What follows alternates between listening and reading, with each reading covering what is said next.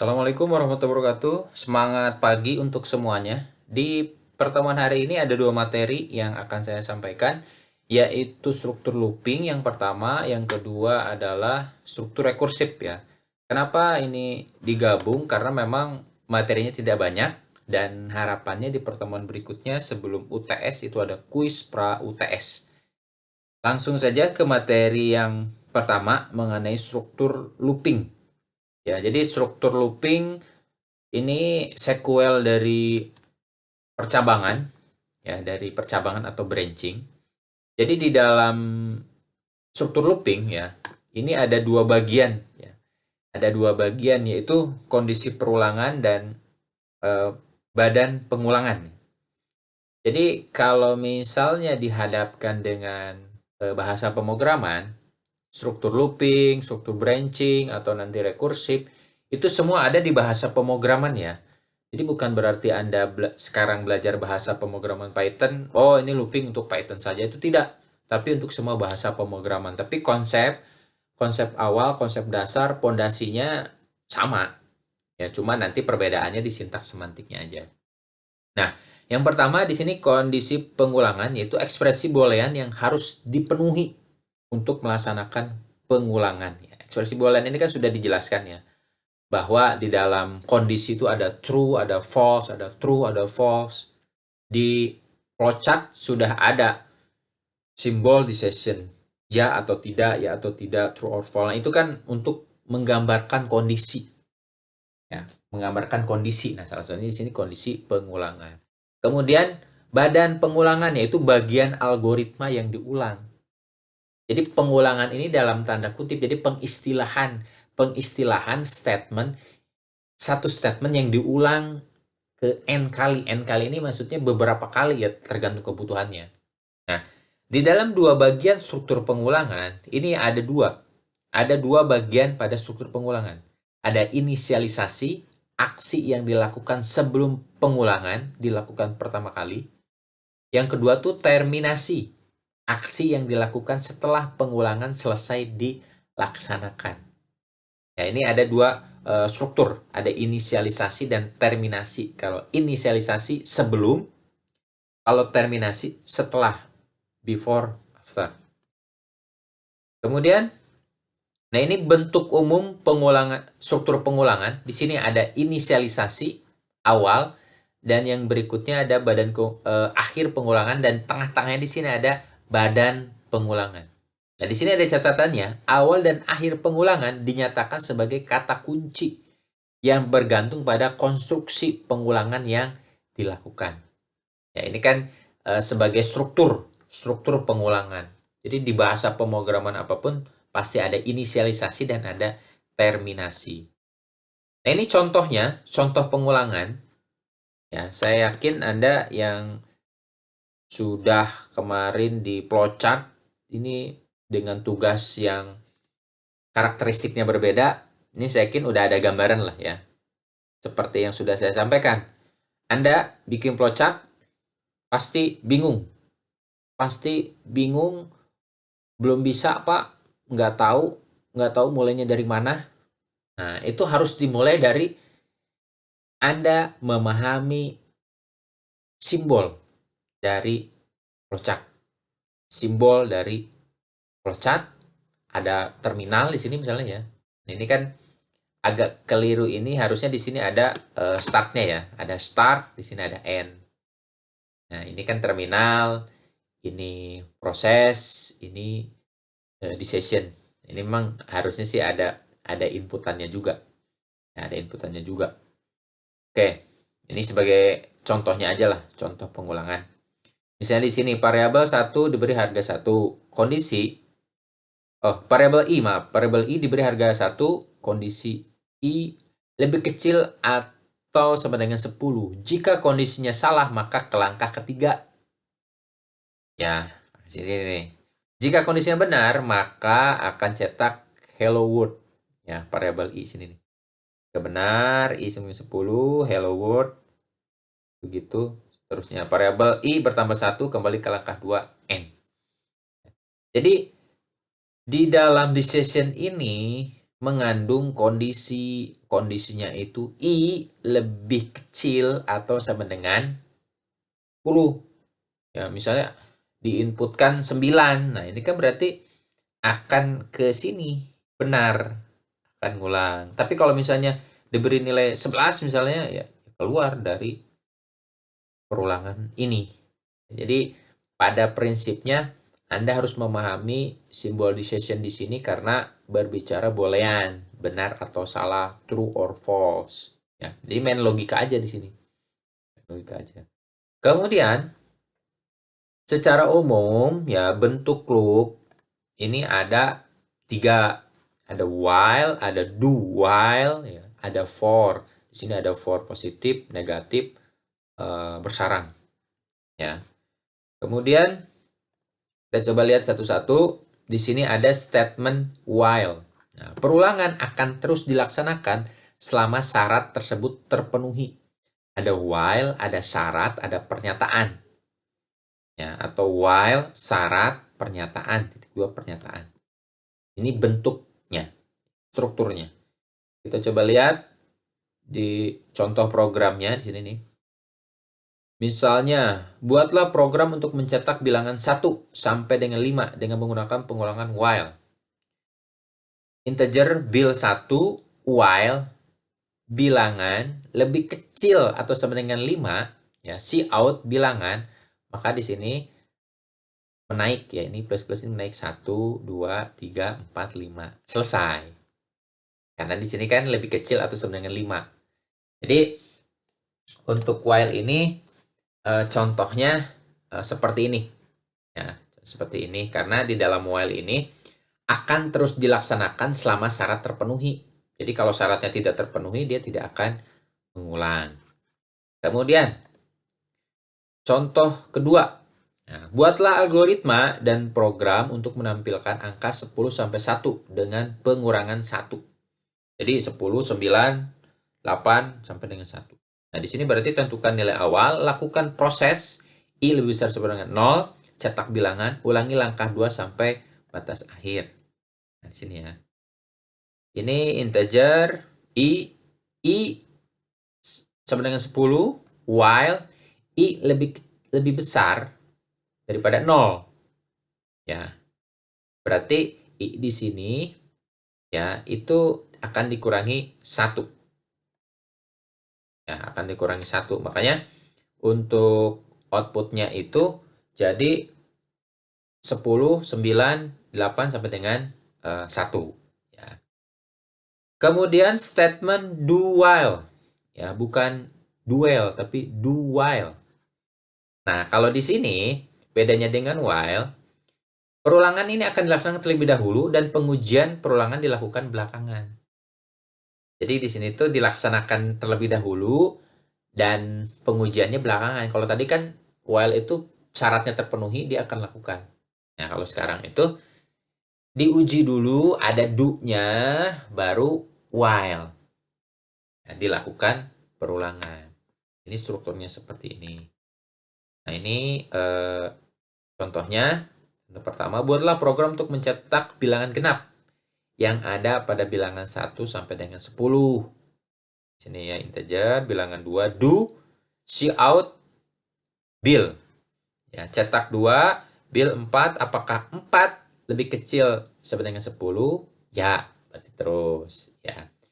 4, cetak 4, billnya 6, apakah 6 lebih kecil atau sama dengan 10? Tidak. Lanjut. Begitu seterusnya sampai dengan 10. Nah, jadi kalau angkanya sudah lebih daripada 10, ya berarti kan tidak memenuhi kondisi yang seharusnya. Karena kan di sini kan jelas ya. Lebih kecil atau sama dengan 10. Berikutnya contoh yang kedua, di sini misalnya di sini buatlah algoritma program untuk menampilkan kata amik besi. Ya dulu kan masih amik besi, kalau sekarang udah Universitas Bina Sarana Informatika. Sebanyak 15 kali dengan penambahan 1. Ya. Di sini tentukan nilai awal 0, lakukan pengulangan, cetak tulisan. Ya, jadi kalau Anda yang masih belum tahu, ini apa namanya? Ya, ini kan ibaratnya pseudocode-nya. Ya, pseudocode sebelum Anda coding, sebelum Anda upload satu itu kan Anda buat ini. Apakah selalu harus buat seperti ini? Ya kalau Anda sudah expert sih nggak harus selalu buat prosedur code, langsung aja ke flowchart. Ya kalau untuk awalan kan memang supaya dari dasar, supaya berurutan ya dibuat dulu prosedur code. Nah, sini sama ya. Integer, print, while, penambahan, sampai dengan di sini 15. Di sini kan ulangi langkah 3 sampai nilai perungan kurang dari 15. Ya, kurang dari 15. Berarti kan sampai maksimal 14. Karena di sini tidak ada sama dengan. Kemudian yang ketiga itu statement for. Nah, kalau for ini ada bentuk umum, ada inisialisasi, syarat pengulangan, dan pengubah nilai. Nah, di dalam contoh for ya ini misalnya ada 3 ya. Ada positif plus 1. Nah, kalau di sini positifnya plus 2. Nah, kalau di sini minus. Ini harusnya si panahnya ke sini ya. Agak-agak bergeser. Nah, ini contoh, ini yang menurun ya. Ini yang menurun. Ini yang menurun, contoh yang menurun, ini yang menaik. Menurun menaik itu maksudnya apa ya? Kalau menurun kan misalnya di sini for i sama dengan 10. I lebih besar sama dengan 0. Nah, ini kan kondisi yang harus dipenuhi ya. Jadi ini batasnya. Nah, ini penurunannya. Ya, dimulai dari i sama dengan 0, ini batasnya, kemudian ini kenaikannya. Makanya di sini outputnya 10, 9, 8, 7 sampai dengan 1 ya si outnya. Kemudian kalau menaik juga sama, ini dimulai dari 0 start, ini batasnya, terus ini penaikan. Penaikan itu dari 0 sampai dengan 9. 9. Karena kan di sini kenapa nggak sampai 10? Karena kan di sini lebih kecil daripada 10. Kecuali kalau misalnya lebih kecil atau sama dengan 10. Berarti di sini ada 10. Ini contoh di C++ ya, mirip-mirip lah dengan di Python. Kemudian ini perulangan di dalam perulangan. Jadi di dalam perulangan ada perulangan. Tidak ada double. Nah, makanya di sini ada for, di sini juga ada for juga. Jadi double baru perintah. Nah, ini agak-agak rumit. Agak-agak kompleks karena memang perulangannya ada 2 kali. Nah, ini contohnya ya di sini nih bisa Anda perhatikan ya. Ini ada for, sini ada for juga. Ini untuk bintang ya. Ini i sama dengan 1, i lebih kecil atau sama dengan 5, ini ada penaikan ya. Kemudian ini for, ini j, i sama j ini hanya pengistilahan aja, perwakilan gitu dari bintang yang akan dicetak. Nah, ini nanti ada di materi setelah UTS ya. Mudah-mudahan nanti bisa tatap muka supaya lebih jelas ya. Jadi ini hanya perwakilan aja. I, J ini bisa nggak diganti sama X sama Y? Ya bisa aja. X. Cuman kalau di sini contohnya I sama dengan J. Ini untuk menampilkan ini bilangan, bukan bilangan, ini bintang ya. Berikutnya ada break. Nah, kalau break ini keluar dari loop. Bisa dari for, do, while, atau while ya. Ada break keluar. Oke, nah ini latihan ya. Latihan buatlah flowchart dan program untuk menginput sejumlah bilangan integer satu persatu dan menghitung totalnya. Inputan akan berhenti apabila nilai yang diinput lebih besar daripada 100. Nah, ini coba Anda buat ya latihan flowchartnya juga, programnya juga. Pak, yang kemarin juga belum selesai tugasnya, Pak. Ya makanya kalau logika algoritma Anda cuma ngedengerin, Anda cuma baca tanpa melakukan yang seharusnya dilakukan, ya akan burem gitu. Seenggaknya kalau saya kasih latihan atau tugas, terus Anda nggak bisa, terus Anda nanya, terus Anda mau berusaha, ya dikit-dikit begadang, secara otomatis saya yakin ada yang nempel gitu. Tapi dengan catatan harus ikhlas. Kalau nggak ikhlas ya akhirnya ngedumel aja gitu ya. Jadi saya harap, tapi saya yakin sih enggak sih. Itu di kelas lain lah ya. Ya ini latihan. Kemudian, oke, latihan. Kemudian ada perintah continue ya. Continue ini mengarahkan jalannya program ke iterasi. Ya di sini ada loop. Jadi ada iterasi nanti ada di rekursif ya. Kalau saya iterasi ini perintah continue. Kemudian ini ada contohnya juga.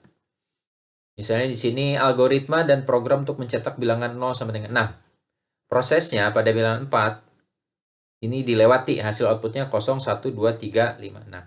Nah, nilai awal, tentukan nilai awal, batas akhir, pertambahan nilai. Kemudian yang kedua, lakukan pengulangan, langkah 1, 3. Jika dalam pengulangan, bilangan yang ditampilkan sama dengan 4, maka pengulangan berhenti. Cetak bilangan, ya kalau sama dengan 4, tapi kalau misalnya ditampilkan sama dengan 6, maka jika dalam pengulangan bilangan yang akan ditampilkan sama dengan 6, maka pengulangan dihentikan. Ya, kalau ini kan pengulang berhenti dan dilanjutkan, kalau ini dihentikan. Ini seperti ini contoh continue dan break. Jadi kalau misalnya 4, continue, kalau sudah nyampe 6 berarti break, selesai. Oke, ini tugas. Nah, kalau ini tugas nih. Kalau tadi latihan, ini tugas. Buatlah algoritma menentukan pembelian minuman. Nah, misalnya di sini kode minimum diinputkan. Apabila total pembelian melebihi 100.000, maka potongan. Ya, potongan. Berarti kan kalau saya kasih clue itu kalau misalnya di decision-nya, jika pembelian melebihi 100.000, maka kan dapat potongan 15%. Jika kurang dari 100.000, maka tidak mendapat potongan. Ya, seperti halnya kan kalau Anda sekarang ke minimarket ya, ke Alfamart misalnya. Anda sudah, Bapak, Ibu, ini sudah belanja lebih dari 100.000, ini ada tebus murahnya, gitu kan. Karena ya kondisinya seperti itu. Oh, kalau saya belanja 100.000 minimal, berarti ada tebus murah nih, ada ada kuaci, ada sabun mandi, ada sabun cuci. Wah, ini Pak sabun cucinya 5.000 dua dan nah, kan cepet kan kalau kasihan ngomongnya. Nah, ini kan kondisinya kan seperti itu. Nah, coba Anda berpikir juga bikin algoritma dan bikin programnya untuk menentukan ketika 100.000 berarti nanti ada 15% ya untuk potongannya. Oke, nah itu aja lah, satu aja ya, yang ini aja ya. Ini aja nih. Kerjakan yang ini aja deh. Jadi untuk tugasnya mengerjakan yang ini. Ya, satu aja lah. Satu yang penting mantap daripada dua nggak mantap ya. Dengan satu mantap lah.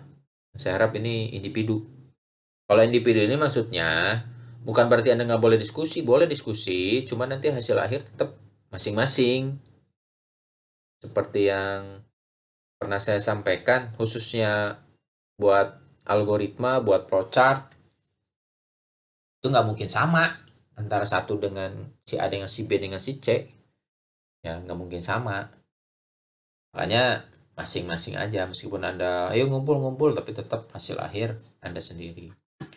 Oke, ini untuk looping ya. Jadi struktur looping ini ada while, ada do while, ada for, kemudian ada yang bersarang. Itu semuanya Anda bisa terapkan sesuai kondisinya. Ya. Jadi kalau misalnya Anda sekarang masih tahap pemula, kemudian masih bingung, Pak ini tuh sebenarnya dipakai nggak sih nanti? Semakin Anda explore, semakin Anda terjun, ya, semakin Anda yakin dengan apa yang Anda lakukan, apalagi nanti misalnya Anda berkarir di software house atau konsultan IT, ini saya yakin akan ketemu dengan hal-hal seperti ini, dengan looping, for, dengan while, gitu. Jadi tidak bisa di generalisir ini, oh nggak, ini mah nggak dipakai Pak, oh ini mah pasti dipakai, ya nggak bisa gitu juga, tergantung nanti pengkondisiannya. Cuman yang harus dipahami gini, ketika berbicara software atau aplikasi yang notabene kompleksitasnya tinggi, saya yakin struktur looping ini digunakan. Ya, misalnya nanti Anda semester tugas akhir atau skripsi itu riset di pemerintahan, riset di desa, di dinas, ya. Terus Anda disuruh bikin aplikasi, suruh dibikin sistem informasi sih, saya yakin looping ini digunakan ya. Semakin kompleks sebuah sistem informasi, ini akan diterapkan. Oke, jadi seperti itu untuk looping. Kemudian lanjut ke rekursif. Nah, rekursif ini definisinya suatu proses yang bisa memanggil dirinya sendiri. Nah, dalam kehidupan sehari-hari terdapat banyak objek yang rekursif. Contoh daun pakis, pohon cemara ya. Ini ilustrasi, bukan berarti saya ajarin biologi ya, ini jangan salah kaprah. Mohon maaf. Ini pohon cemara, daun pakis. Nah, daun pakis ini kan dibentuk oleh ranting-ranting ya. Ranting, daun. Ini mirip, polanya mirip. Nah, objek ini disebut fraktal. Di dalam bidang grafik dan seni, ini untuk membangkitkan gambar-gambar yang indah dan menawan. Ini kan mirip-mirip ya. Ya, semakin ke atas semakin mengecil. Tuh. Kemudian, nah contoh yang lain ini memotong roti tawar tipis-tipis sampai habis. Kalau sekarang sih roti tawar kan udah kepotong ya. Mungkin Anda belinya roti tawar yang belum kepotong terus Anda potong sendiri, potong. Nah, itu kan memanggil dirinya sendiri, ibaratnya kayak gitu. Ilustrasinya seperti itu. Nah, di dalam fungsi rekursif ini ada 4. Ada 4, ada fungsi pangkat, faktorial, Fibonacci, dan menara Hanoi. Menara Hanoi.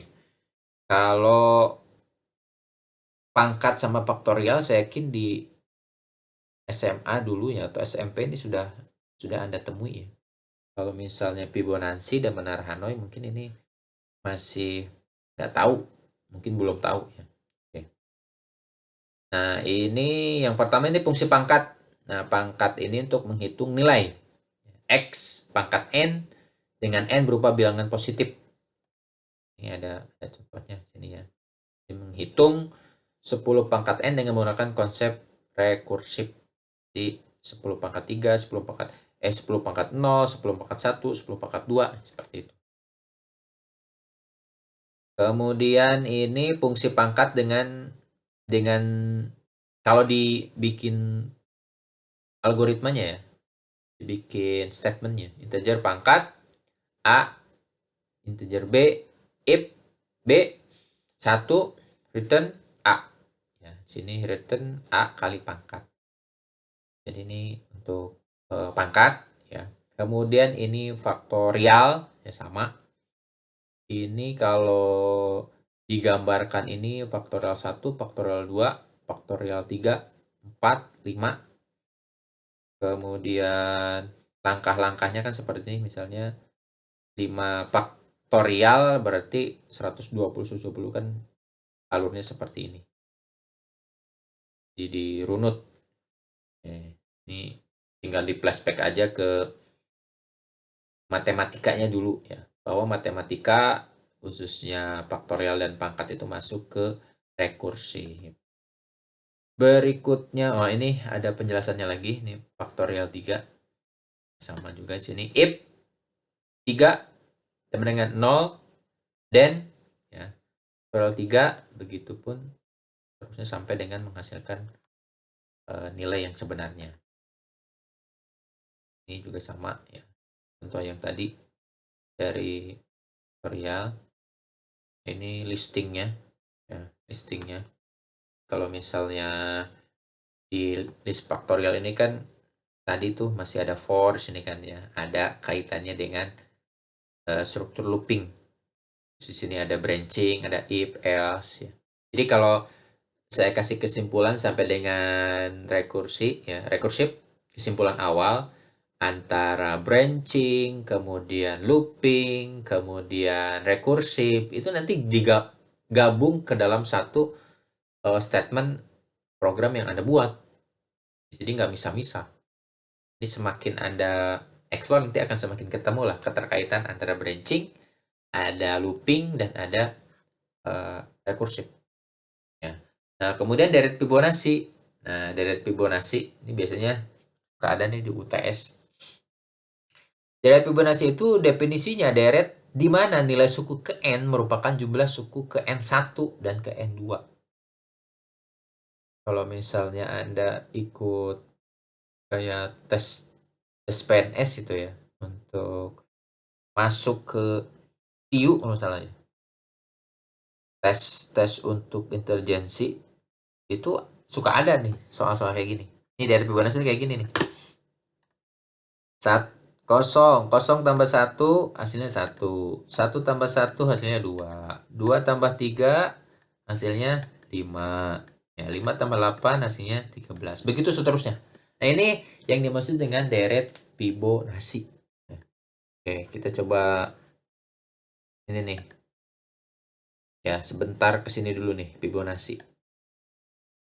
Sepasang kelinci yang baru lahir, jantan dan betina ya, ditempatkan pada suatu pembiakan. Setelah 2 bulan, pasangan kelinci tersebut melahirkan sepasang kelinci kembar.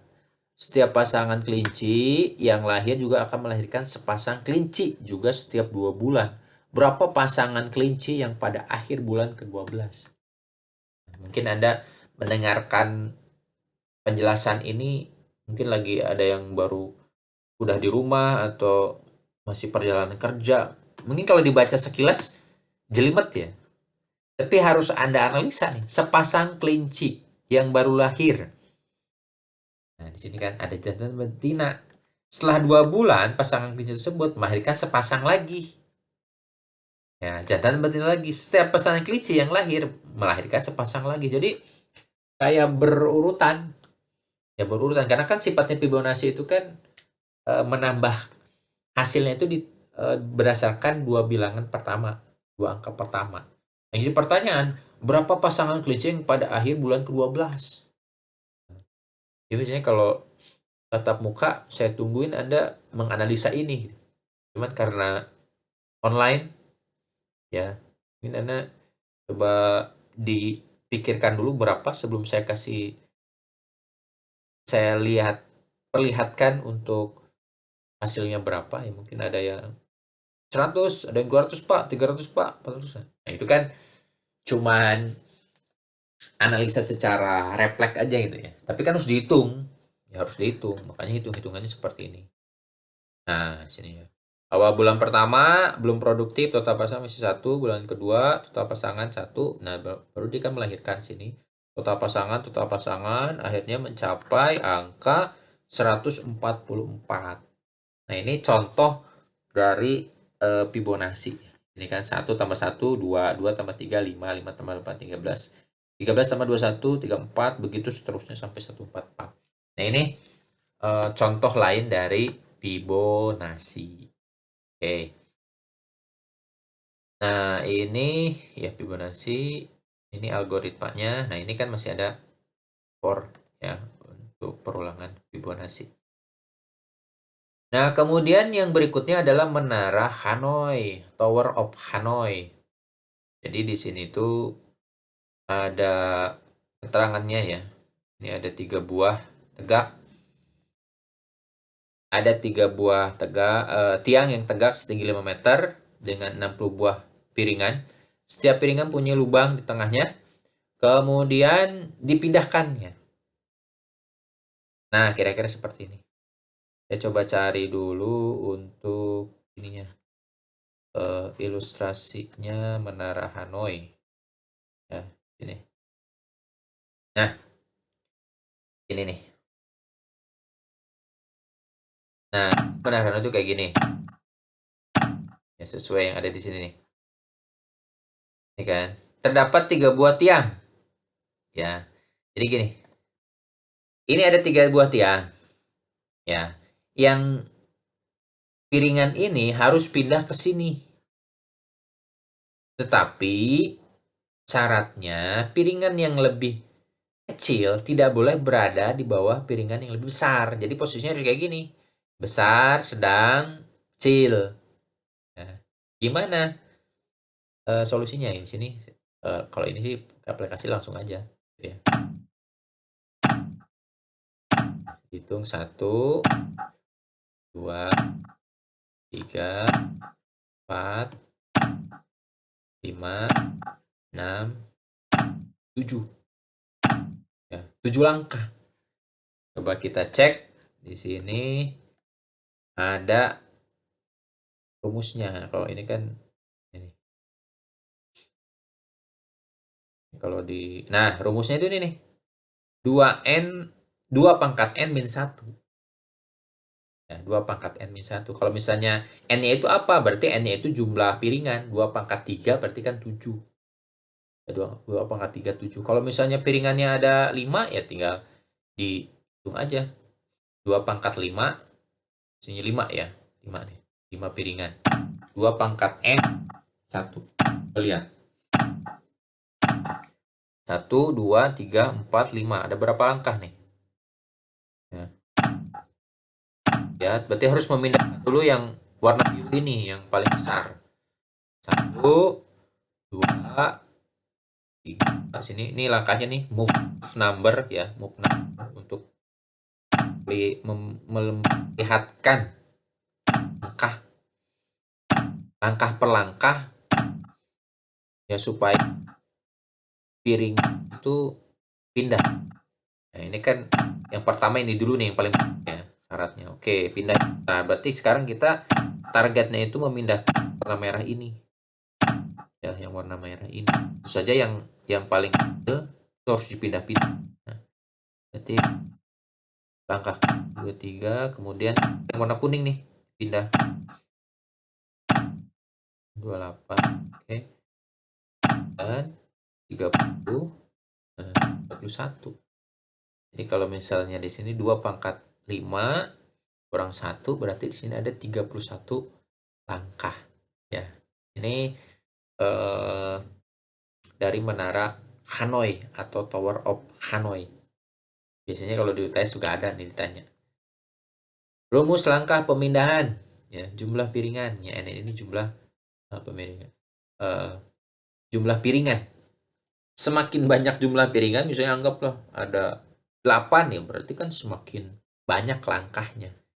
Ya, jadi tujuannya apa ya? Tujuannya Anda bisa menggambarkan, mengilustrasikan dalam pikiran Anda ketika menyusun langkah pemindahan di dalam Menara Hanoi. Memang nanti dibikin program ada gitu Pak. Tadi yang saya jelaskan, makanya jangan di skip ya. Ini mudah-mudahan tidak di skip nih supaya pesannya utuh. Makanya ketika Anda selalu berinteraksi ya, selalu explore ya, kalau dalam konteksnya perkuliahan tuh banyak baca jurnal, banyak diskusi dan sebagainya. Mungkin akan ketemu ya cara berpikir seperti ini nanti akan ketemu. Karena kuncinya satu, semakin kompleks sebuah sistem informasi, program atau aplikasi itu akan semakin menemui struktur-struktur yang tadi ya, termasuk Menara Hanoi. Jadi seperti itu aja yang bisa saya sampaikan ya. Jadi untuk tugas di pertemuan hari ini untuk di logika algoritma tugasnya ini aja ya, buat algoritma dan program. Jadi bikin flowchartnya, kemudian dibikin programnya ya. Ini nanti ini kondisinya ya terserah Anda nanti ya. Yang penting 100.000 ada 15%. Mohon maaf jika ada kata-kata yang kurang tepat, dan saya harap ini jadi trigger atau stimulus untuk Anda untuk explore lagi, untuk lebih digali lagi, karena saya yakin penjelasan saya ini tidak bisa detail ya, tidak bisa detail karena kan pada dasarnya kalau mahasiswa harus explore. Karena saya pun ketika mengajar itu berharap Anda itu nggak puas dan harus tidak puas, baik dengan saya atau dengan dosen yang lain juga sama, jangan sampai puas. Kalau Anda puas biasanya tidak akan melakukan apa-apa lagi. Anda ya namanya juga orang yang sudah puas berpuas diri, ya udahlah, zona nyaman aja terus gitu. Kalau zona nyaman di dunia ini nggak ada yang namanya zona nyaman, semuanya harus kerja keras. Jadi seperti itu aja ya, mohon maaf jika ada kata-kata yang kurang tepat. Wabillahi taufiq walhidayah. Wassalamualaikum warahmatullahi wabarakatuh.